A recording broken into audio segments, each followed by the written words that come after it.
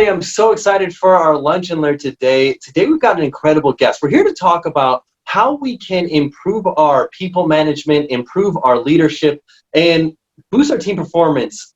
Our guest is Kevin Livingston. Kevin is the founder of Pedal Hard, where he has created a proprietary training system for cyclists and triathletes. Kevin is also a former professional cyclist who rode in multiple Tour de France's with Lance Armstrong. He is got an incredible story about how he's transitioned from being a pro athlete to starting his own business and really motivating a team, whether it be for sports or for your business. I think it can apply to many different ways. Kevin, thanks for being here today. Thanks, Garrett. Great to be here. Thank you. Thank you for the nice intro. Yeah, of course. I mean, Kevin, I think what's fascinating, I don't get to interview that many professional athletes. And so I'd love to start because I think as an executive, we think about this a lot, or just as a leader, as a professional, we think about this a lot of just how do we take our lives, our careers to the next level? And I think sometimes it can be for business, sometimes it can be for sport. When did you go from a really good athlete to a professional cyclist? Like, what was that thing that clicked for you, that changed for you? And could you share that story of like when that happened and what happened in doing all of that? Sure. I was so young when I found cycling. I sort of always go back. So yeah, you're gonna have to bear with me. Cyclists talk always in terms of years. They're always counting like, oh, in this year I was this category, and then I was an amateur, then I was a professional. So I always say to my wife, whenever I tell stories now, she's like, stop telling the years. You show your age, especially when I'm talking to like a younger crowd, kids and stuff. But I just think from an early age, I think maybe my energy, I was always really interested in sports.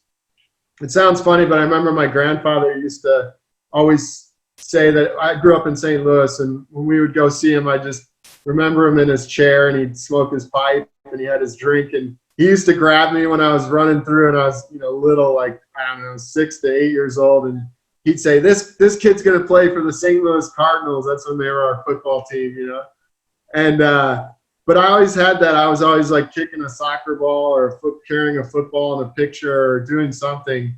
But, I was a little bit challenged by my size. I was really small through like grade school and high school. Not anything like that bothered me. It's just I grew really late. So I was never sports like football. I wasn't like the biggest recruit, but I used to go out there and, want to run every guy over. And even though I was like, super short and everything and barely 100 pounds. But so then in high school or sort of in junior high school, I got into wrestling, and that sport's all about your weight. It's all size. So I really took to that, and I liked the competitive aspect of you being, even though we were a team, you have a guy in every weight class. I liked that I was out there by myself. It was like one-on-one, and I just got a kick out of that aspect of the sport. But it was during that I found cycling, that I got introduced to cycling. And I can't really explain why, but it just became my thing. I just loved it. And then from a really early age, I would say from the get-go, I wanted to be a professional rider. And I was like 14 years old at the time, I guess, 13, 14 years old. And from there, I just set off to do that. And I guess that's the turning point. I think there's a lot of people that want to be a professional athlete. Maybe there's more people that say, I want to be an NBA player or an NFL player than maybe a professional cyclist. Maybe, I've got no idea. I'm just guessing. But even still, to actually go ahead and do that is extremely difficult. What kind of dedication, what kind of commitment did it take to help you get to that level? And how did you know that was what it took to get there? That's a great question, and I don't want to take away from the commitment that I put in. I don't want to say that it came easy, but to me it was easy to just put my focus on that. Especially at that early age, I'd come home from school and I would go out and ride till the sun, there was no sunlight. Sometimes I was running at night at midnight because I had homework, and I was cross training for cycling, and just did whatever my coach told me to do and squeezed it in. If I had to ride inside in the winter time, I would sometimes ride 5 hours on an indoor trainer or go out and it was 30 degrees and my parents were like, where's this kid going? I was like 14, 15 years old and it was like 25 degrees out and they wouldn't see me for there weren't phones back then. I'd be gone for 5+ hours out riding. And I guess just that desire, or at least what I felt it took, I just focus. I would say it was focus because in flip, I could, when I decided I kind of was going to retire from competition, I would say that feeling was almost the same. Like people are always like, well, why did you stop? And it was like that focus was gone and I knew it was gone. So it was time to shift gears and go a different direction. Kevin, at what age did you realize that you needed a mentor or you needed a coach to take you from where you were to where you wanted to go? I think I was fortunate that when I was younger, I met someone in St. Louis growing up, and he was this incredible coach that put so much time into us, into these young guys, junior program. And that was really my first, big mentor, apart from my older brother getting me into the sport. He was really instrumental, and I kept contact with him throughout my whole career. So that, in that part, I say, yeah, we're lucky, we're fortunate to meet how we meet people along our path, and he happened to be a big influence on me. There's one thing that I loved about this story that I'm kind of pulling out, I'm maybe reaching a little bit, but it's almost the power in naivety. And by that I mean, like, you truly believed you could be a professional cyclist. I know, and even the data shows this, especially for women, they will sell themselves out of applying for a job or a role or a position if they don't have all 100% of the qualifications to get them there. And I think that sort of mentality, that almost naivety, can be helpful, that almost like blind confidence, like if I keep working hard, I will eventually make it. And you did eventually make it. I think that that is a lesson that can apply in business, that almost if you want to achieve something you want bad enough, the key is focus and just keep working at it, and don't let any conditioning of any naysayers kind of ruin your pursuit of this, because ultimately you can achieve the goals that you set out for yourselves, whether it be athletics or in professional business circumstances or in any circumstance. I don't know, that's one thing that I'm taking out, is just almost as like this notion of being someone new or not necessarily having all the information can help you set a new standard or new bar that perhaps someone older with quote unquote more experience that might have said, well, this is what I think is realistic, and set that bar lower than what you actually did achieve. Does that make sense? No, it totally does. I think that's a great, I like that perspective, Garrett, because I sometimes look back and I don't think I've ever identified it as that. And I look back and I go, well, why, even, now as I'm older and I'm trying new things or trying to do things in business or life or whatever it is. And I guess I've never really connected that because now I do exactly what you just said. I don't have I'm not qualified. I can't do that. And I remember as I went through my career, it's almost like as I got more professional or became a professional, I started to instill these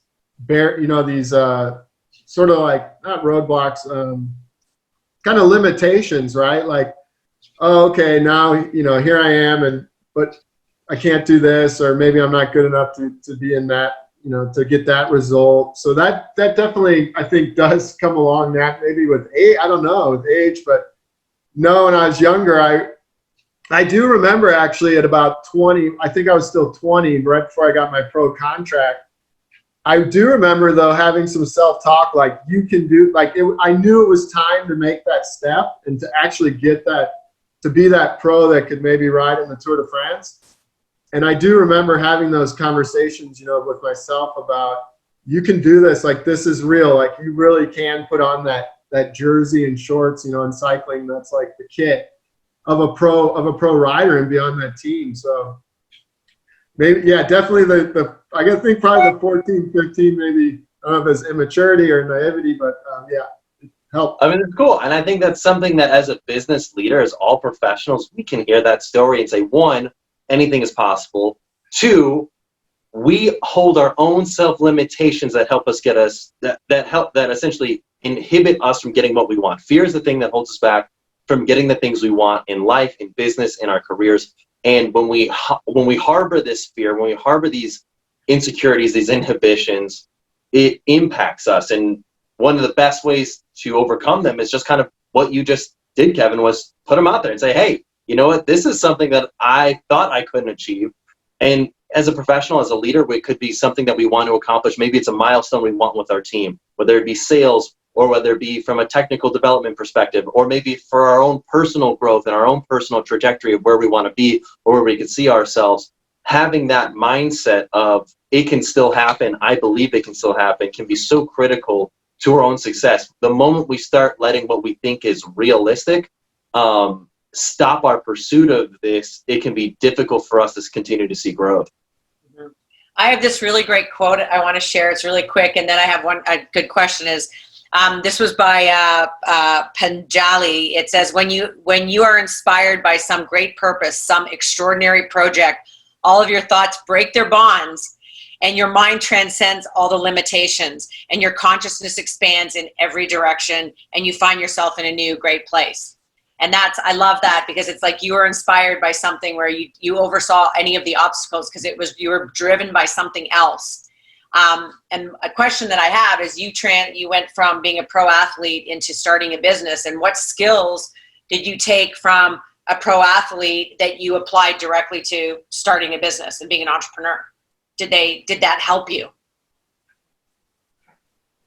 I hope so. I think that, I do think they helped. In the beginning, I think back when I first, again, like mentorship, when I first stopped racing or retired from, I'm always like, people are like, are you retired? I'm like, no, let me clear that up. I retired from racing. I'm not retired. I had a neighbor who, he had a business, and he took me under his wing, like really quick, was like, hey, we gotta set you up with a bank account, an LLC. Like, he just like held my hand, and like, we did this in like a month. I hadn't even finished up my contract from my final team. I was back home, you're done in the fall, winter time. And by December 31st, I already had a new business filed, and he had me rocking and rolling. And so I found it, it was really hard the first year or two to get out of that. Now when I look back, it was like a process, and I needed to just kind of let time go by, but I wanted to get away from that athlete. Being a professional, at times a lot of the time, very selfish, and I just was starting a family, and so I was battling a lot of these habits and things that really made me successful. I was trying to kind of dump those and figure out, what was my strategy to making this big change in my life. And something that was really impactful, or a conversation, was with my father-in-law soon after I'd retired at a holiday. I was kind of, having some doubts about how I was going to transition and how maybe my business of coaching and everything. And I can't think of his exact words, but it was something to like, well, the good thing about you is if you just put that determination towards anything in your life, you're going to have success. And I mean, that was 20 years ago. And I think about that once a week. I give myself a pep talk, and I remember that conversation. So.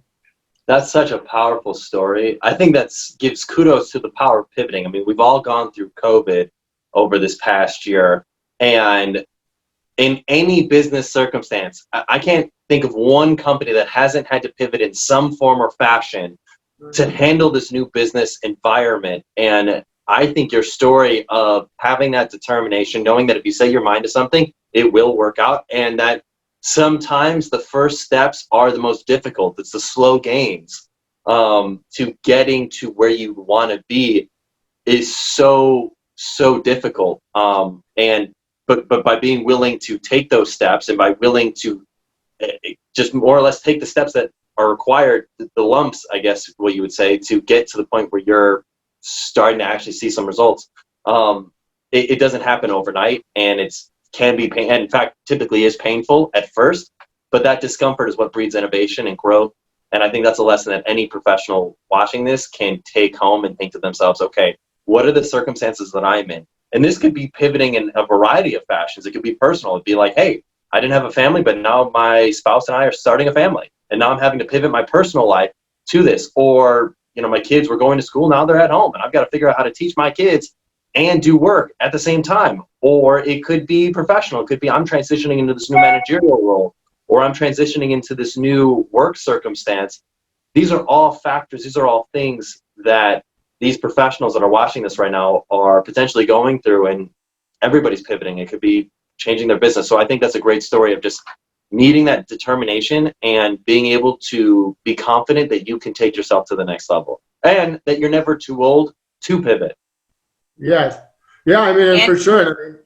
Everything you just mentioned, I'm sure I'm like many people. I'm sort of also experiencing that big challenges in my own business and everything. And to what you said about the process is slow and respecting that. And at times I think it can be a negative when I look back, maybe not a big negative, but I look back on what it took through my career to get to where I ultimately, what I considered, being successful in my career, and what it takes. And so sometimes I'm like, oh my gosh, like I gotta, like you said, get ready for the long haul here and just get focused and have that confidence in pushing forward. And also what I'm hearing is that you didn't do it alone, and you also had a moment of vulnerability where you had other people helping you, something that you were so good at, and then I'm pivoting, and you were getting an outside perspective from someone who wasn't in the sport. I'm sure your advice would have been completely different had it been, I don't know, I would say Lance or whoever else was in there saying to you, oh, are you crazy to do this or start this business? You should stay in doing what you're doing, because that's the world they know. You can probably maybe have stories of your friend or people that you also know that didn't pivot. They sort of got stuck after, right? I don't know what to do. Maybe they didn't have the resources to help them. Yeah, that's a great point. I'm very grateful for relationships I've formed with people, and people have been great to me. I can look along my sort of path and pick out people and say that person helped, this person was a big influencer and this person helped me. And sometimes like it's one conversation, people, well, just as impactful, they can be positive. You have to remember sometimes you can really hurt someone too, like people's, like you said, but that's kind of easy to come by. I remember the French kind of have this saying, like, if you're looking for someone of like negativity or of a problem, like they're on every street corner, like look for the people that are going to help you, encourage you, and hopefully you can kind of pay that back. Yeah. And talk about that for a second in terms of paying that back. And well, I would apply that to managing people, managing teams, managing expectations. How have you been able to transition the skills and the knowledge you learned from being a professional cyclist into building your business, but from a people management perspective and motivating your team? Like, have you ever had a stretch goal that you needed to get your team into a different gear, whether it be for your business or even in professional cycling? How did you go about motivating the people on your team to get into that gear? So let me have to think about that. Like in the teams, we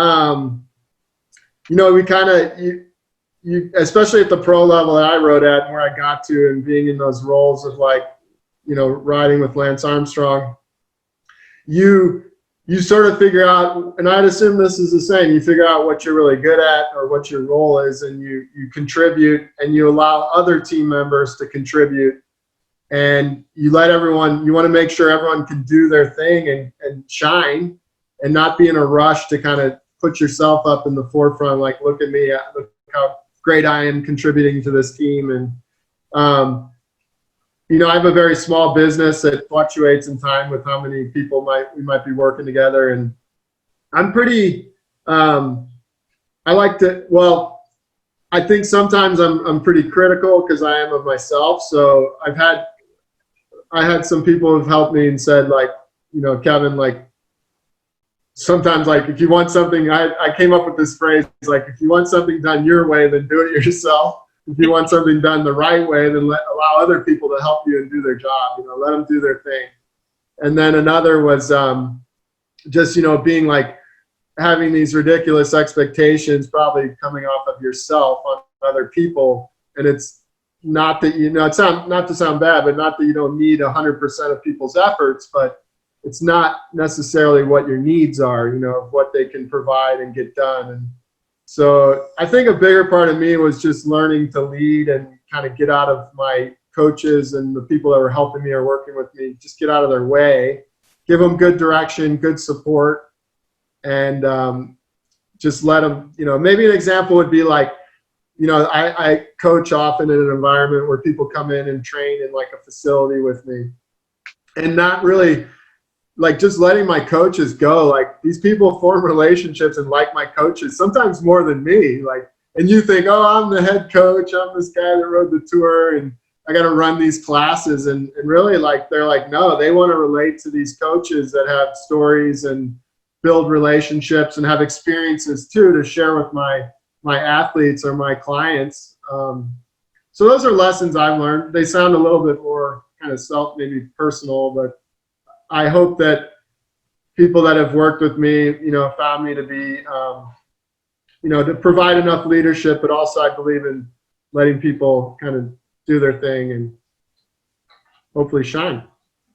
I think that makes a lot of sense. I think that's a great nugget. I mean, pulling that out, maybe put it in like a 30-second version, letting people fail and not do it necessarily the way that you would have done it empowers them to be better professionals and empowers the people you work with to innovate and be innovative, because you are challenging them to think on their own and not think for them. No, that's awesome.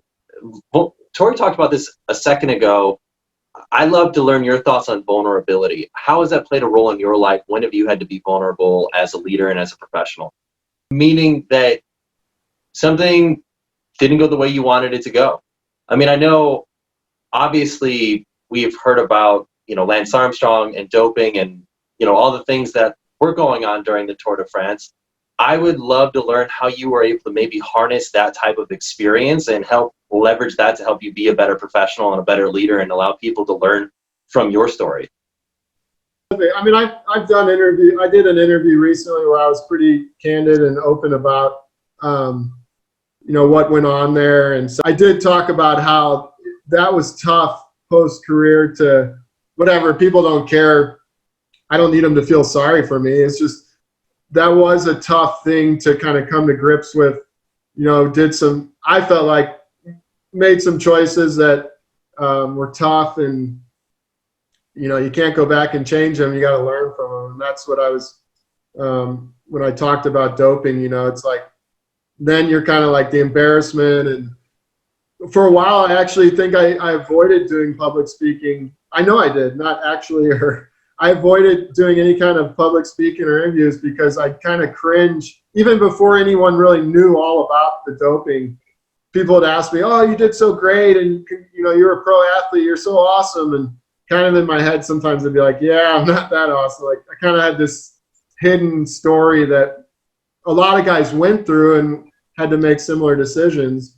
Anyway, kind of what got me, back to our first question about just that focus as a young, being a young kid and really that drive. I tend to always try to look for the good, the right, what am I learning from a bad, it might even be like a bad scenario or something really terrible, but definitely I'm always trying to keep grounded and say like, well, what can I learn from this? What's this, or why did this happen? And to kind of avoid, because it's hard I think it'd be hard to stay in the top, or it's hard to be in that profession. And I guess here might be an example, like watching my kids in their sports, and they go to a swim meet, and as a parent, you just want so bad for them you want them to feel success and accomplishment, and for themselves, and you want them to experience things you might feel like you experienced. And I remember my kids at dinner when they're little, and they would be upset that they didn't do well or something. And my wife would say, well, you remember Daddy, what's Daddy's story about his racing? And I'd be like, well, how many pro races did Dad do? And my daughter would kind of be like, oh, whatever, you did, Dad did 1,000 races, and like, okay, so how many did he win? And then my son would be like, 3. And then like, well, that was my career. Like, I made a profession, you know, failing most of the time. And you had to figure out how to just, and I know I'm kind of going off topic, but another time, soon after I retired, I remember a conversation I had with my wife on a drive home from dinner at they were friends, but they were really like my parents knew the parents and they lived close to us. So it's like this natural thing to introduce us to this couple. And they had some other friends over, and it was really casual. We went and had like a barbecue. But one of the husbands asked me a question about how did I do the Tour de France? Like, even though I wasn't winning, like, how did I get up every day and have that motivation? And I made some comment. I said, well, you know, every rider pretty much thinks he's like the best.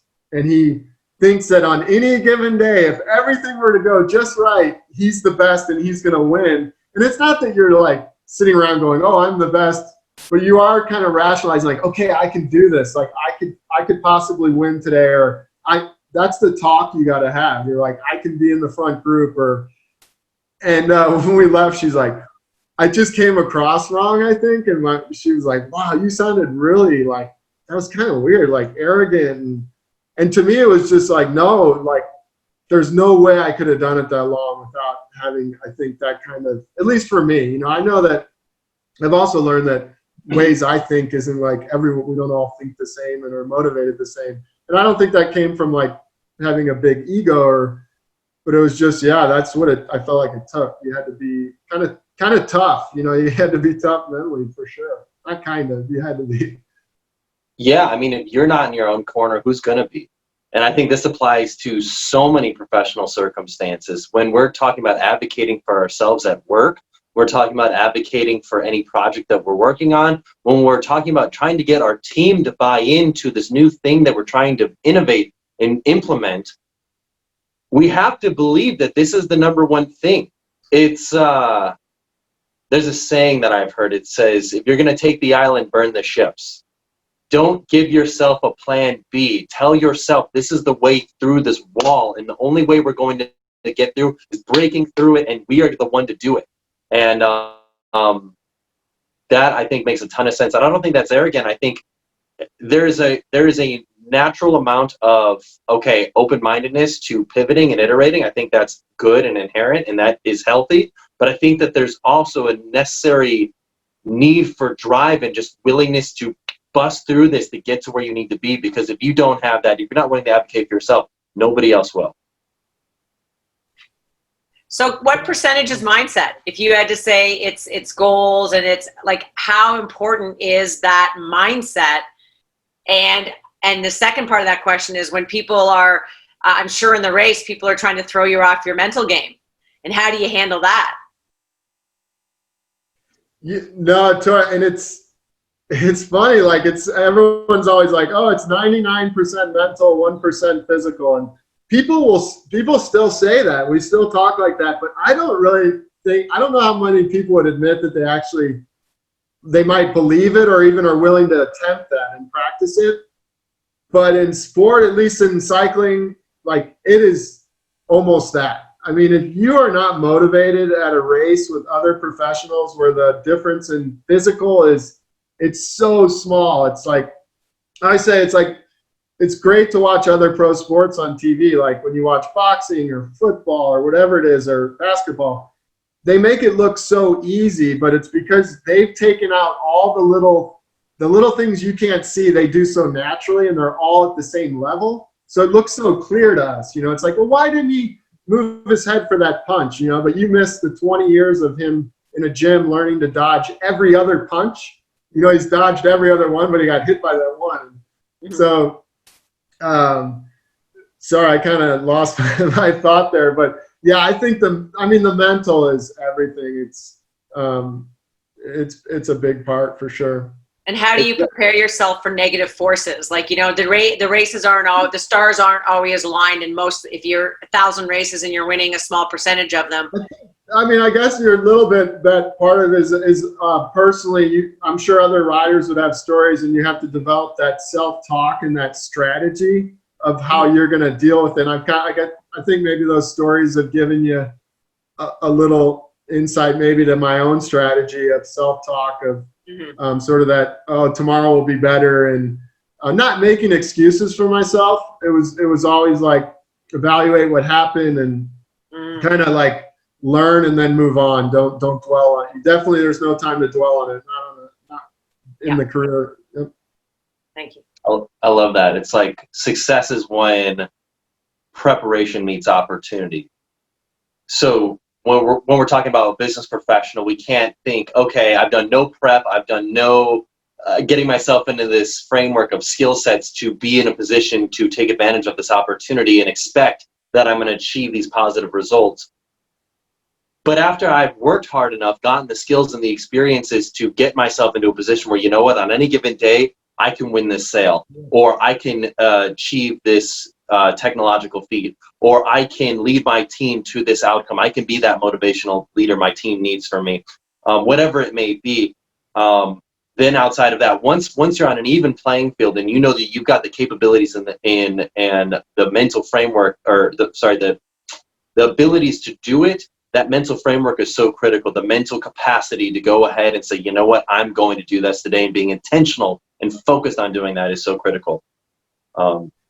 Yeah, I totally agree.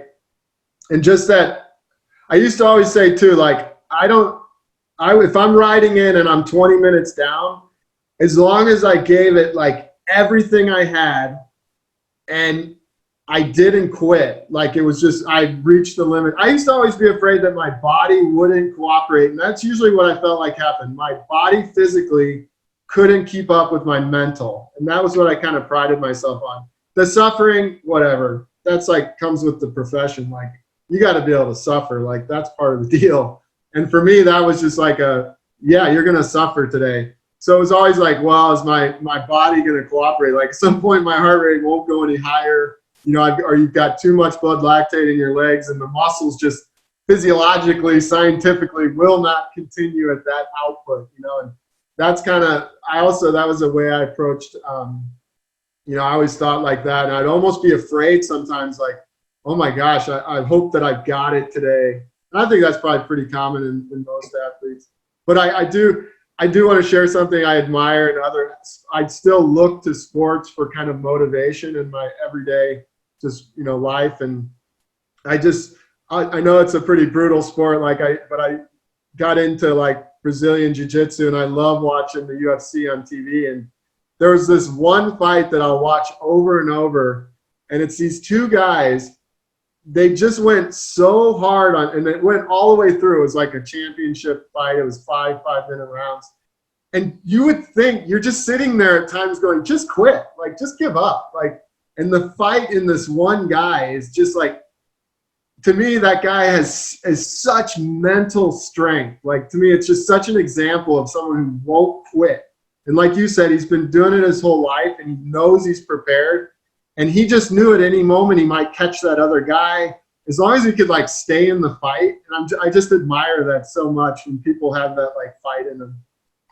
How important was just I'm thinking of you as a team, and have you ever had a situation where the communication within your team is off and it impacted your success? And how do you mitigate that? Yes, I definitely, for sure. Times where the team, just the riders, you know, I'm always, obviously my examples here have to be in cycling and the team, and where the riders just aren't communicating, and we're not gelling. Like, you know, they talk about like a chase in a bike race. You know, when guys get up the road and they get a gap, let's say they get 3 minutes ahead of your leader, and your leader's with you in a pack of 100 riders, and now it's up to you 7, 8 teammates of your leader to bring these riders back, so he's back in contention. And sometimes you just, you know, guys weren't giving it their all, and your professionals, or maybe 1 or 2 guys just can't help it, they're not on their game, and it just doesn't come together. Well, sometimes in some teams, and definitely in teams, we'd handle it better. Like, I was in teams where guys would get in a fight, not fight like physical, but argument, you know, in the bus right after the race and say things to each other that, you know, some of them are hard to undo. And that doesn't create good synergy for the next day. And I think something that was big that I saw, that I witnessed, because I rode in some pretty big teams, was like the way, especially I was with Lance in his first 2 wins in the U.S. Postal Service, and I just looked at other teams and I was like, why don't they just do what we do? Like, every guy was committed to him winning. I mean, every guy gave everything. But there was a pride in that, because when you came down to the dinner table, you knew your other teammates were like, yeah, he had it today. He gave everything. Even when you had a bad day, they're like, he was sick. He gave everything he had. And a lot of time, those guys got more credit, right? They're like, so-and-so had a bad stomach or had a fever. And the guys at the table would sit there and talk about him sitting there and talk about how awesome it was that he was able to pull for, 15 miles at some crazy pace. And then he barely made it to the finish and stayed in the race. So, and then being in other teams where you got these guys that are, as a group, you should be stronger than the other teams, but you're not a. Yeah. And that plays into a little bit of that vulnerability, is that you have such a cohesive team that teammates are allowed to say, hey, I gave it my all, or for you even to know that they gave it their all, and not to condone them, because you're close and you understand there's that vulnerability as a team, and you've each got each other's back, and you're working in a synergy. And that's just, like I said, just that showcase of the more communication and vulnerability you had within a team, the more success you experience. Maybe not winning, but just working really well as a team. It definitely translated to success, for sure, when the team was cohesive like that.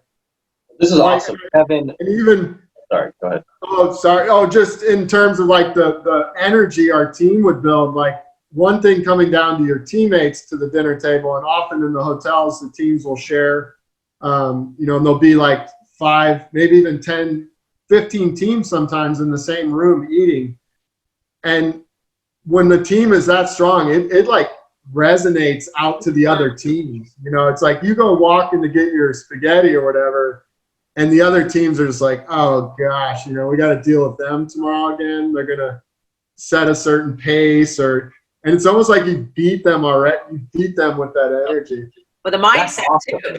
Yeah. That's a mentality. That's a crazy mentality of just like, we're winners. And I think that applies to business. I mean, I think if you're a team and you're building your team, and you're on a team, and you come in with that mentality that our team is stronger than anybody, that we can take on giants, and that this is no problem, we've got it. I think that mentality can really, really make massive impacts, whether it be sales, whether it be technological feats, whether it be anything that you're trying to do in terms of improving your team performance or your outcome. I think that mentality that we got this, and we can ride with anybody, or we are the best that exists, and we set the standard. That mentality is so critical, and actually believing it is so huge. Mm-hmm. Kevin, this was awesome. This has been an incredible lunch and learn. I know we went a little bit longer, but I think what you had to say was fantastic. I think the stories were incredible. I believe everybody that's in our audience watching today has really gotten a lot out of you. I really appreciate you being here. One final question I have for you is, how can our audience learn more about you, connect with your work, connect with you in any way or fashion or form? Yes. Well, I have a website for my coaching, pedalhard.com. And then I also have a group on Facebook called Primal Eaters that I've gotten into a sort of a branched off. People always ask me about nutrition or their weight or things like that. So I've really delved into fasting, and I'm really enjoying that. So probably just my website, and there find me on Facebook with that group. I will say, I really enjoyed this. Yeah, I'm kind of like, oh my gosh, like the competitiveness. I know that everything doesn't always have to be about, like crushing other people and beating them, but it was fun. You kind of brought out some of my old kind of emotions there with just the competitiveness that kind of drew me to sports too. That's awesome. Well, hey, Kevin, thanks for being here. Everybody, thank you all for being here. Have a wonderful rest of your day. See you, everybody.